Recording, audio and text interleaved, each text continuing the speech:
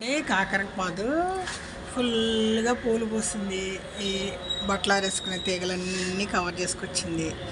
ఇంకా కాస్తుంది అనండి.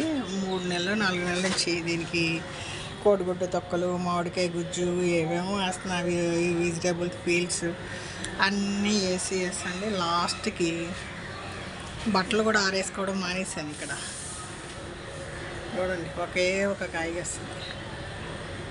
అది కూడా పండిపోతుంది. ఇంకా చెట్టు పీకేస్తే బెటర్ అండి. ఒక కాయ కాస్తుందండి 3 నెలలకి. ఇదేదో కింద వచ్చింది, అది వస్తుందో లేదో తెలియదు. అది మాత్రం పండిపోయింది. ఇదండి, మనం ఎంతో చెట్టు ఉంది, ఇంత పూత పూస్తుంది, ఏదో కాస్తుందంటే నేను హార్వెస్టింగ్ చేద్దాము, ఎన్ని కాకరకాయలు కాస్తున్నాయో చూపిద్దామంటే అండి, ఒక్క కాయ మేము కోసిన పాపాన్ని పోలేదు. అడవిలాగా పెరిగింది. చెట్టు నిండా పూత, ఒక్క పిందలేదు. ఇదండి మన హార్వెస్టింగ్. ఇంకా దాన్ని విత్తనానికి వదిలేస్తారండి. ఇంకోసారి కింద మట్టిలో పెడతా పార్కింగ్ దగ్గర.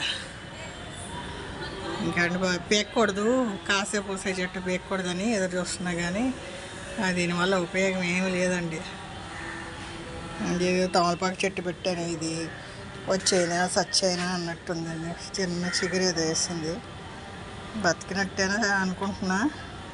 ఇక్కడ ఒక ఆకు ఉండాలి, మాడిపోయింది. ఊరేళ్ళు వచ్చేసరికి, తిరుపతిలో వచ్చేసరికి మాడిపోయింది. ఇది చిన్న చిగురు వస్తుందండి. ఇదండి మన కాకర చెట్టు హార్వెస్టింగ్.